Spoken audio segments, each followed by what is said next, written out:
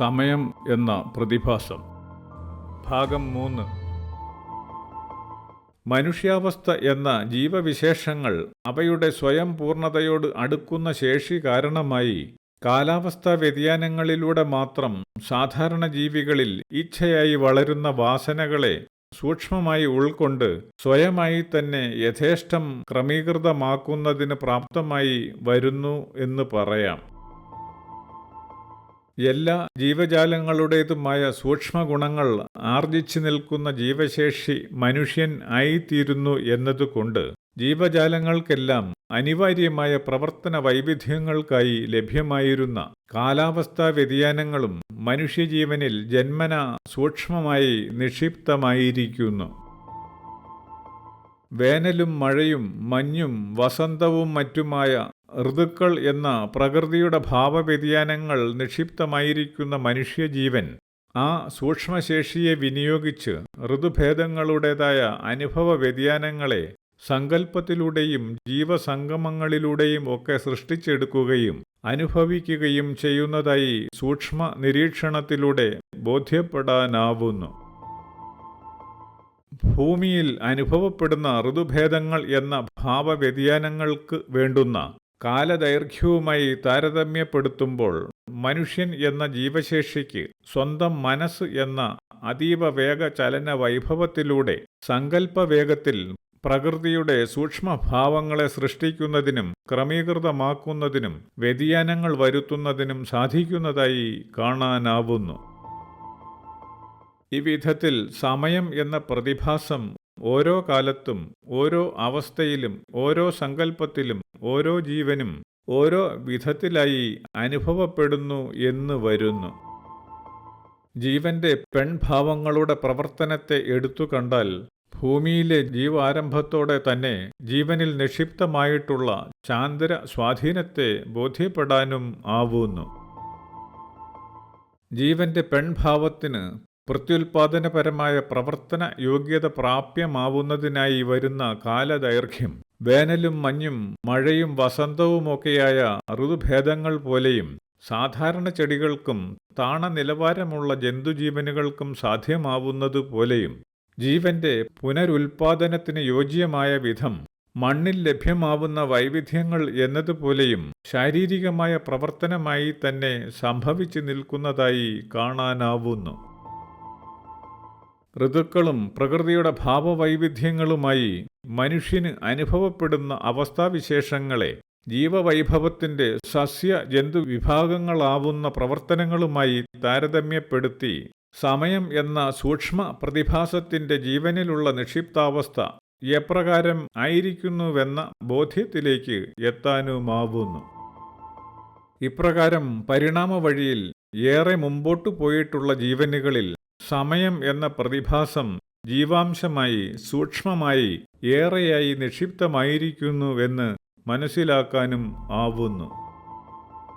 പ്രവർത്തനം കൊണ്ട് പൂർത്തീകരിച്ച് അനുഭവങ്ങൾ കൊണ്ടും അറിവുകൊണ്ടും ശേഷികൊണ്ടും പൂർണ്ണത പ്രാപിച്ച് കാരണോർജ വൈഭവം ആയിത്തീരുന്ന ജീവനും മനസ്സും പ്രകൃതിയുടെ ഭാവസൂക്ഷ്മതകളെ തന്നിൽ തന്നെ ജനിപ്പിക്കുന്നതും പ്രാവർത്തികമാക്കുന്നതും ജീവന്റെ സ്വയം ചിന്തയ്ക്കും ലക്ഷ്യബോധത്തിനും മാധ്യമമായി നിലകൊണ്ട് സമയം എന്നതായി ജീവനുകൾക്ക് അനുഭവപ്പെടുന്ന പ്രാപഞ്ചികമായ പ്രവർത്തന വൈദഗ്ധ്യത്തിലൂടെയാണ്.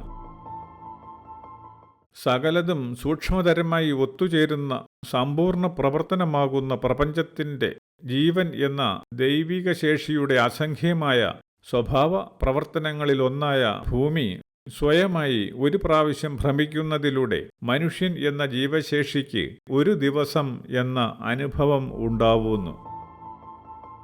ഭൂമി നിമിത്തം സ്ഥൂലരൂപമായി നിലകൊള്ളുകയും പ്രവർത്തിക്കുകയും ചെയ്യുന്ന മനുഷ്യജീവനുകൾക്ക് ഓരോന്നിനും അതാതിൻ്റെ യോഗ്യതയ്ക്ക് ഒത്തവിധം ഒരു ജന്മത്തിൻ്റെ കർമ്മ പൂർത്തീകരണം സാധ്യമാക്കാൻ സഹായകമാം വിധത്തിൽ പ്രപഞ്ചകാരണ ജീവന്റെ ഭാവവൈവിധ്യങ്ങൾ ഗ്രഹോപഗ്രഹങ്ങളായി നിലകൊണ്ട് പ്രവർത്തിച്ച് ഒരു ദിവസം എന്ന ഇരുളിൻ്റേതും വെളിച്ചത്തിൻ്റേതുമായ അനുഭവം ജീവന് പ്രദാനം ചെയ്യുന്നു. കാരണതരമായ വ്യക്തതയൊന്നും ഉണ്ടായിട്ടില്ലെങ്കിലും ജ്യോതിർഗോള ചലനങ്ങൾ മനുഷ്യജീവിതത്തെ സ്വാധീനിക്കുന്നുവെന്ന വിചാരത്തിലൂടെ വികസ്വരമായി തീർന്ന മനുഷ്യഭാവന ആകാശത്തെ 12 രാശികളായി വിഭജിച്ചിരിക്കുകയും ചെയ്യുന്നു. മനുഷ്യൻ സങ്കല്പതരമായി അതിർത്തി നിശ്ചയിച്ച് വേർതിരിച്ച 12 രാശികളിലൂടെ സൂര്യന്റെ വാർഷിക ഭ്രമണം സംഭവിക്കുന്നുവെന്നും ഒരു രാശിയിലൂടെയുള്ള സൂര്യന്റെ സഞ്ചാരം പൂർത്തീകരിച്ച് തൊട്ടടുത്ത രാശിയിലേക്ക് പ്രവേശിക്കുന്നതിലൂടെ ഒരു മാസം പൂർത്തിയാവുന്നതായും കണക്കാക്കുന്നു. സൂര്യന് ചുറ്റുമുള്ള ഭൂമിയുടെ ഭ്രമണം നിമിത്തം ജീവന് അനുഭവമായി വരുന്ന ഒരു വർഷം എന്ന യാഥാർത്ഥ്യത്തെ വ്യക്തതയോടെ തിരിച്ചറിയുന്നതിന് സാധാരണ മനുഷ്യൻ പ്രാപ്തമാവുന്നത് തന്നെ ജ്യോതിർഗോളങ്ങൾ നിലകൊള്ളുന്ന ശൂന്യാകാശത്തെ 12 രാശികളായി സങ്കല്പതരമായി വിഭജിച്ചിരിക്കുന്നത് കൊണ്ടാണ്. മനുഷ്യനായി പ്രവർത്തിച്ച് നിലകൊള്ളുന്ന ജീവന് ജ്യോതിർഗോളങ്ങളുടെ ഭ്രമണത്തിലൂടെ സംഭവിക്കുന്ന സമയം എന്ന അനുഭവത്തെ വ്യക്തമാക്കുന്ന ഏറ്റവും ചെറുതും പൂർത്തീകൃതമായ പ്രവർത്തനവുമായി കാണാനാവുന്നത് ഭൂമിയുടെ സ്വയം ഭ്രമണത്തെയാണ്. സാമാന്യമായി പറഞ്ഞാൽ ഒരു പാതിയിൽ വെളിച്ചവും മറുപാതിയിൽ അന്ധകാരവുമായി ഭൂമിയുടെ ഒരു സ്വയം ഭ്രമണത്തിന് പൂർത്തീകരണം സംഭവിക്കുന്നത് പോലെ തന്നെ ഭൂമിയെ ലാക്കാക്കി വെളിച്ചവും ഇരുട്ടും പൂർത്തിയാക്കി തിരിയുന്ന ഒരു തനതായ ഭ്രമണകാലത്തിലൂടെ ചന്ദ്രൻ്റെയും ഒരു ദിവസം പൂർത്തിയാവുന്നു. ചന്ദ്രന്റെ ഒരു സ്വയം ഭ്രമണ പൂർത്തീകരണത്തിന് ആവശ്യമായി വരുന്നത് ഭൂമിയെ ഒരു പ്രാവശ്യം ചുറ്റുന്നതിന് ആവശ്യമായ അത്രയും ഭൗമദിനങ്ങളുമാണെന്ന് ഇന്നറിയാം. ചന്ദ്രന്റെ സ്വയം ഭ്രമണകാലം ഭൂമിയെ വലം വയ്ക്കുന്നതിന് ആവശ്യമായി വരുന്ന അത്രയും തന്നെ കാലം ആയതിനാൽ ചാന്ദ്രമണ്ഡലത്തിൽ ഒരു ജീവൻ നിൽക്കുന്നുവെന്ന് സങ്കൽപ്പിക്കുന്ന പക്ഷം ആ ജീവന്റെ ഒരു ദിവസത്തിന്റെ ദൈർഘ്യം എന്നത് മനുഷ്യന്റെ ഏതാണ്ട് 30 ദിവസങ്ങൾക്ക് തുല്യമായി വരികയും ചെയ്യുന്നു. ഭ്രമണതരമായ വിശേഷതകൾ അനുസരിച്ച് മനുഷ്യൻ മരിച്ചതിനു ശേഷം സൂക്ഷ്മമായ ജീവൻ ചാന്ദ്രമണ്ഡലത്തിൽ എത്തി പിതൃഭാവമായി നിലകൊള്ളുമ്പോൾ ആ ജീവന് മനുഷ്യന്റെ 30 ദിവസം ഒരു ദിവസമായി അനുഭവപ്പെടുന്നു എന്ന് വരുന്നു. അതായത് സമയം എന്നത് ജീവൻ എവിടെയായിരിക്കുന്നുവോ അതിനനുസരിച്ച് മാത്രം സംഭവിക്കുന്ന കേവലമായ അനുഭവമാണ്. മനുഷ്യൻ വരെ എത്തി പ്രവർത്തിച്ച് മരിച്ച് ചാന്ദ്രമണ്ഡലത്തിൽ ജീവൻ എത്തിയ ശേഷം പൂർത്തീകരണം എന്ന ലക്ഷ്യത്തിനായി പുനർജനിച്ച് പ്രവർത്തിക്കുന്നതിലൂടെയല്ലാതെ ജീവശേഷിക്ക് പരിപൂർണ വികാസം പ്രാപിക്കാൻ കഴിയുന്നതുമല്ല. പ്രപഞ്ചകാരണശേഷിയോളം വളരേണ്ടതും അത്രത്തോളമായ പ്രാവർത്തികത സംഭവിക്കേണ്ടുന്നതുമായ ജീവന്റെ സൂക്ഷ്മതരമായ പ്രാപഞ്ചിക യാത്രകളെ സംബന്ധിച്ച് മനസ്സിലാക്കാൻ ആവുന്നത് താഴെ പറയും പ്രകാരമാണ്.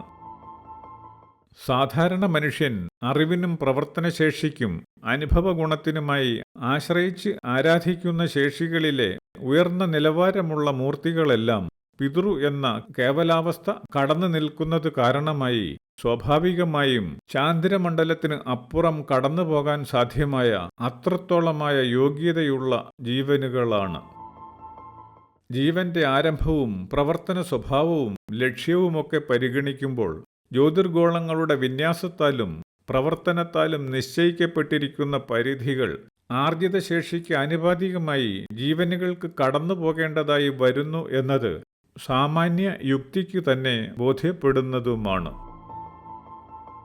ജീവൻ എന്നത് അടിസ്ഥാനപരമായി സമയവും കാലവുമില്ലാത്ത പ്രപഞ്ചത്തിന് സംഭവിച്ച പരിവർത്തനതരമായ പരിണതിയും ജീവപ്രവർത്തനത്തിന് വേണ്ടുന്ന ഊർജം അടിസ്ഥാന കാരണശേഷിയിൽ നിന്ന് സൂര്യമണ്ഡലത്തിലും തുടർന്ന് സൗരയൂഥം ആകെയുമായി വിന്യസിക്കപ്പെട്ടിട്ടുള്ളതുമാണ്. ജീവനിർമ്മാണത്തിനും പ്രവർത്തന വികാസങ്ങൾക്കുമായി ഉപയുക്തമാക്കുന്ന ഊർജം അടിസ്ഥാന കാരണശേഷിയിൽ നിന്ന് സൂര്യമണ്ഡലത്തിലും അതുവഴി സൗരയൂഥമാകെയും വിന്യസിക്കപ്പെട്ടിരിക്കുന്നത് ആകൊണ്ട് ജീവന് ചാന്ദ്രമണ്ഡലത്തിൽ എന്നതുപോലെ സൗരമണ്ഡലത്തിലും അതിനപ്പുറവും എത്താവുന്നതാണെന്ന് മനസ്സിലാക്കാനാവുന്നു. അനിവാര്യമായ കർമ്മ പൂർത്തീകരണം ജന്മാന്തരങ്ങൾ താണ്ടി സാധ്യമാക്കുന്നതിലൂടെ ആർജിതമാവുന്ന ശേഷികൊണ്ട് സൗരമണ്ഡലത്തിൽ എത്തുന്ന ജീവനെ അവയുടെയൊക്കെ യോഗ്യത നിമിത്തവും ശേഷി നിമിത്തവും ദേവൻ എന്ന് വിളിക്കുന്നു.